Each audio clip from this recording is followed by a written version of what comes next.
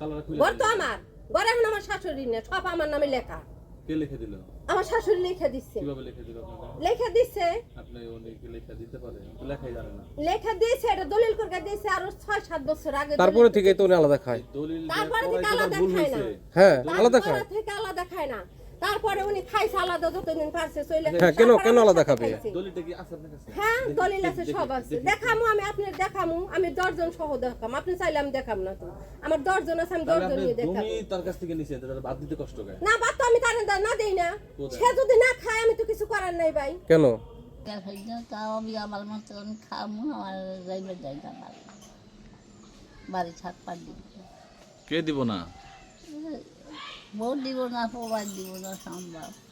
ঘর তালা গাছে তালা মারছে 2টা। আপনি গেছিলেন না? কাজ গেছিলাম, কি বলছে? কিন্তু ঘর তালা মারছে, তালা গেছিল, পথে ডাক পারলো নিচ্ছে। আমার জমি লেখা নিয়ে আমার এখন বাদ দিব না। আপনি এখন কোথায় আছেন?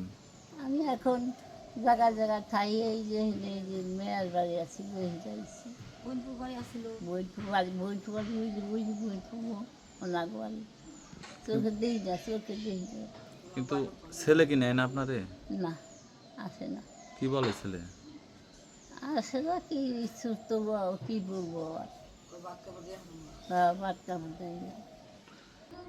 আমি বাড়ি যাম নিজের একটা স্বামীর ঘরের লেগে সবসময় সে আটকায়, খালি আমরা রাখি রাখি, সে মানে না।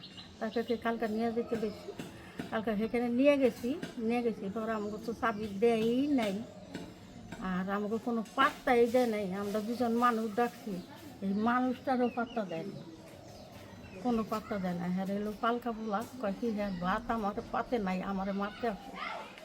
আমার তার বউ হয়ে আমার মারতে আসে, মনে করেন কুইতে মারতে আসে।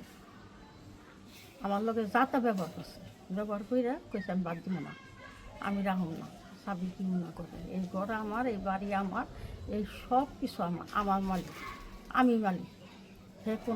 কোনো মালিক কোনো কিছু নাই। আমরা যে পারে হে ইয়া রাখুন। তা আমি কতদিন রাখব, আমি হ্যাঁ কতদিন পালো।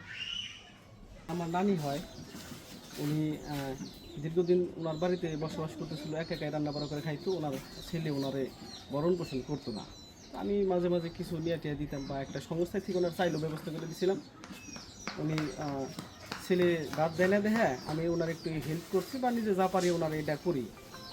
তো গত সেপ্টেম্বর মাসের 30 তারিখে উনি একটা রোড অ্যাক্সিডেন্ট হয়। হওয়ার পরে ওনারে ওই হাসপাতালে নিয়ে যায়, দীর্ঘদিন চিকিৎসা করার পর উনি একটু ভালো হয়।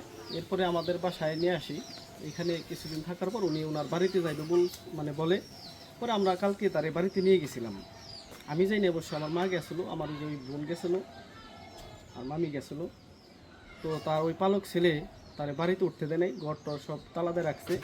আগে যে আমার নানি তালা দিয়ে ছুঁয়ে আসছিলো ঘরে যে জিনিসপাতি রয়েছে, তার হাসপাতালের যে সিটি স্ক্যানের কাগজ সেগুলো অনেক কিছু আছে, সেগুলো ওই আগের তালা ভাঙে আমার ওই মামা নতুন করে তালা দিছে, তার বাড়িতে উঠতে দেয় নাই।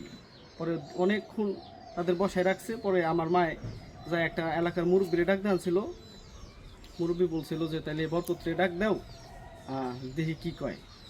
ওই যা ডাক দিতে গেছে বরকত্রে, কিন্তু সে আসে নাই। সে উত্তরে বলে দিছে যে আমি আমার ওই মায়ের কোনো ভরণ পোষণ করতে পারব না, এটা হেরে কেরা দেখবো না দেখবো জানি না, আমার বাড়িতে তার কোনো জায়গা নেই, এই জায়গা আমি তার কাছ থেকে লিখে নিছি, এই বাড়িঘর আমার, আমি তার ভরণ পোষণ করব না বলে তাদের তাড়ায় দেয়।